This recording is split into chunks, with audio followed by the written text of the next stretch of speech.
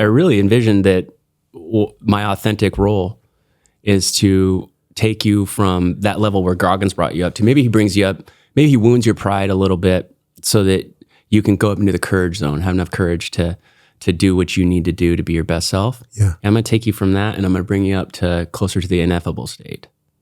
And I believe that is truly my role in that. And I'll do things that are similar to Goggins where I'll trigger people. Like I'll say something triggering. And that's what he's doing. He's just triggering the shit out of everybody. And on a deeper level, he's just really sharing his false core with everybody else, right? In other words, I can't stand to see the weakness in you. So stop being weak. Stop being a little bitch. Get off the couch. It doesn't matter to him. You got your 5 miles in. Cool, you got your 5 miles in. Why do you care if dude's sitting on the couch eating Oreos, right? You shouldn't, but I think he does.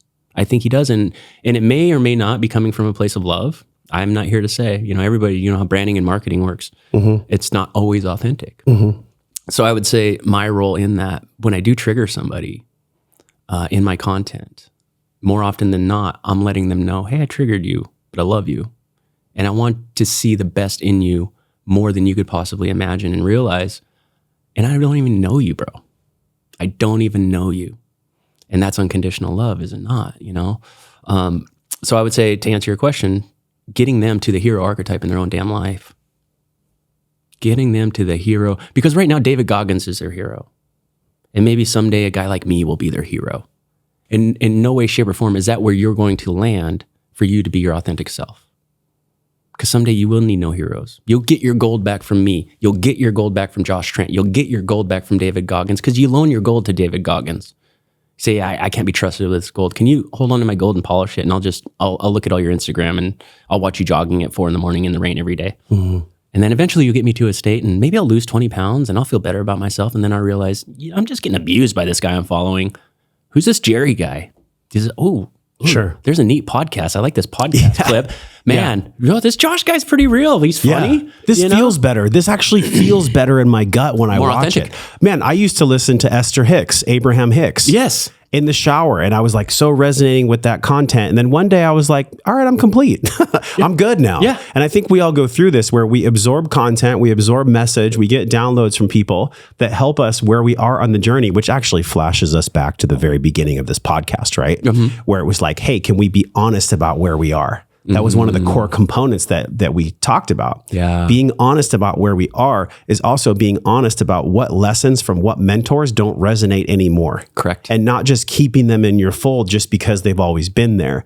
That's like the side of I guess maybe the ego that just wants to stay comfortable and be with the same mentorship for 20, 30, 40 years. Yes. I wonder though, the only mentor in this world that makes sense for me long-term is God, the wisdom of God. It's not a bearded dude in the sky. Yeah.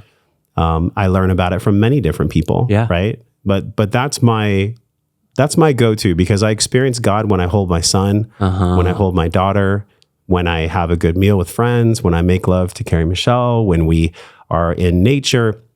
There's so many ways that I experience God in my life. Yeah. And that's what keeps my big logs on the fire burning. Yeah. Is just this knowing of God, like a true acknowledgement of God in myself.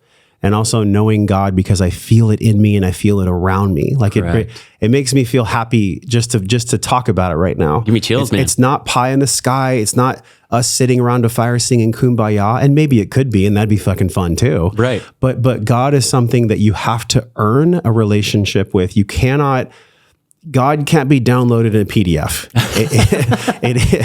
You mean there's no free online course? There's not. What? There's prayer apps. There's all these ways that I think the shadows of Christianity, because Christianity has a plus side too, but there's shadows of Christianity and all religional faiths that actually take the word of God that was transcribed by man as well. And they bastardize it and they use it for personal gain. And look at these mega churches in Texas. Absolutely. I mean, they have like multi-million-dollar budgets for a sermon where there's like a horse floating in on the ceiling and people are shouting. This isn't what God wants. Yeah. Or I guess it is because God is everything, right? So maybe God does want to experience God in that way. But the long pre-frame to the question is this. If God is part of everything, and if God is biohacking as well, what do you think the creator of all things, and what do you think God actually wants to express and to feel about God's self through biohacking? In other words, what is biohacking for and to God? What does that even mean? Why does that exist? Why does that exist in the world from God's creation? Yeah. So I guess the simplest complex answer to that would be... I like that. Simplest complex. That's good. The simplest complex answer to that, in my opinion and in my perspective, is that part of the human optimization process, right? Like we mentioned earlier, it's it's mind, body, soul. And if something is keeping somebody stuck from optimizing that, connecting to their soul, like I was, completely shut off, then this is just another avenue, and it's going to develop. And that's why I love, like, when people say, oh, we can prove evolution, so that means God doesn't exist, right? And that's an argument that, in my opinion, is just silly. So this is just a natural course of evolution. This is just God doing God. It evolved into that. Why? Because there are breaking points, or there are gates to the entry that people aren't willing to pass in the fat loss craze, in the steroid craze, in the even holistic health craze. There's so many guys that do not want to hear about holistic health because it just sounds femmy and airy-fairy to them, right? Which is like, that's probably pointing to what you really are seeking. Yeah. So just in the world of, we'll call it biohacking, it's just a part of God doing what God does. And if let's just break down religion, right? So I'm not going to break it down, but if we say, Sufism can't be correct because Christianity is correct, and Eastern philosophy can't be correct because Christianity is correct, or Christianity can't be correct because Islam is correct.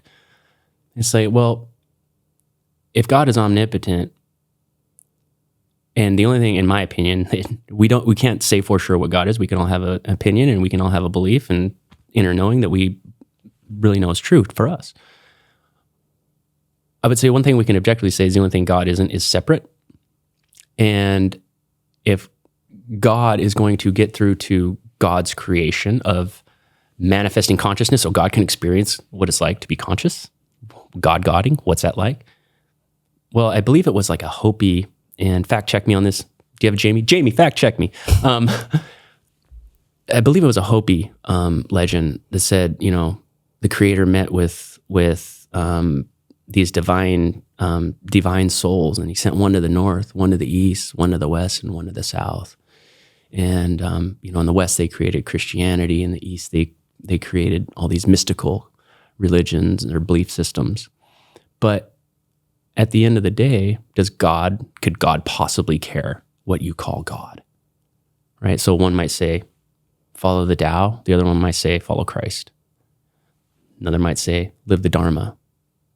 Well, if you find somebody that's truly living the Dharma and truly living the Tao, and someone who's truly living in their Christ consciousness, what would it look like differently in each individual? Or would it look the same?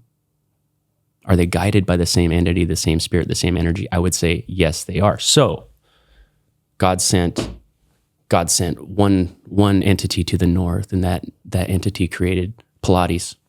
He sent one to the east, and that entity created yoga. He sent one to the west, and that entity created CrossFit, right? And through all of those, biohacking was formed. So I would say, as a simple, complex answer, that would be my answer.